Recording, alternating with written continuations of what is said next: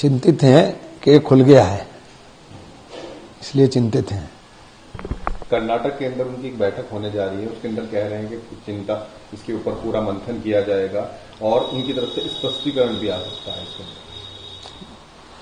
देखिए, मेरा ज्यादा बोलना इस पर उचित नहीं है, लेकिन सारा देश समझ रहा है कि क्या हो रहा है।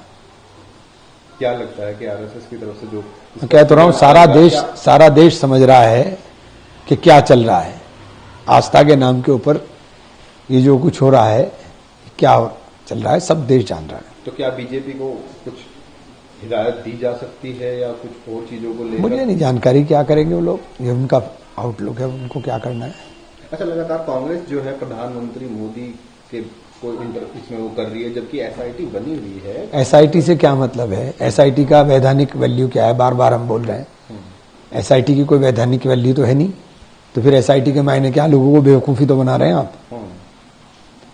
ट्रस्ट एफआईआर करा रहे हो, ट्रस्ट के नाक के नीचे चोरी हो रही है, तो यही तो खेल है। क्या आप लोगों को एसआईटी पर विश्वास नहीं? क्योंकि लगातार विश्वास की बात ही नहीं, जब उसकी कोई वैधानिक वैल्यू ही नहीं है। एसआईटी ने क्या एफआईआर कराई? ये इनका इंटरनल गेम चल रहा है बस, और कुछ नहीं है भैया। आप लोग कह रहे हैं कि बड़े, अरे छोड़ो, इसके अलावा बहुत कुछ है, अब बहुत कुछ है इसके अलावा देश में। नीट पर भी बात कर लो, यही थोड़ी विषय रह गया। तो अब जो पर्चा फिर लीक हो गया, पर्चा फिर लीक हो गया, इधर ध्यान भटकाए रखो इधर उधर की बातों में और फिर पर्चा लीक करा दो। अच्छा, राम भक्त जो राम मंदिर के अंदर सीईओ बनेगा, उसके लिए राम जो उसका नाम है या राम का वो सेवक होना चाहिए, राम भक्त होना चाहिए, ऐसा कहना है चयन समिति का। हाँ, तो सही बात है, ये होना चाहिए, लेकिन वक्फ बोर्ड के अंदर भी मुसलमान ही होना चाहिए। ये होना चाहिए, लेकिन सबके लिए बराबर होना चाहिए। देश ने सबको बराबरी का अधिकार दिया है। आप बार बार कह रहे हैं पर्चा लीक हो गया है, लेकिन बीजेपी और धर्मेंद्र प्रधान और सब लोग जांच। भाई मैं कह रहा हूं पर्चा लीक हो रहा है, मेरे कहने से थोड़ी हो गया। पर्चा लीक हुआ, परीक्षा रद्द हो गई, तो मेरा कहना क्या हो गया इसमें? तो किस चीज को लेकर कैसे आप लोग आगे तैयारी? टोटल फेलियर, बच्चे जो है टोटल फेलियर सरकार है ये। संसदीय जो समिति है वो अगले हफ्ते नीट संचालन और स्वास्थ्य नियमों की कार्यपालन की समीक्षा करेगी इस चीज को लेकर। अब देखिए क्या उसमें स्टैंडिंग कमेटी में क्या होगा, भी कह नहीं सकता मैं।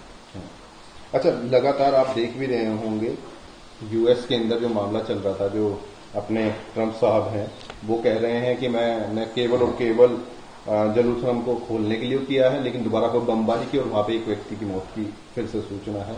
इन सब देखिए, ट्रंप साहब जो है वो कंफ्यूज्ड आदमी है और उसने पूरे विश्व को अशांति के माहौल में खड़ा कर दिया है। कल जो है खेमनी जी की जो है उनका दफन कर दिया गया है, और लेकिन वहां पर लगातार नारे लगे कि बदला बदला बदला। तो वो तो ईरान है, उसने तो अपने आप को साबित कर दिया। ये बौखलाटी तो ईरान ने हरा दिया, अमेरिका और इजराइल को घुटनों पर ला दिया। तो ईरान है। मैंने पहले दिन कहा था, जिस दिन ये 28 तारीख को खामनेई साहब के ऊपर हमला हुआ था, मैंने पहले दिन बयान दिया था कि ईरान जीतेगा। अब फिर कह रहा हूं कि ईरान हारेगा नहीं।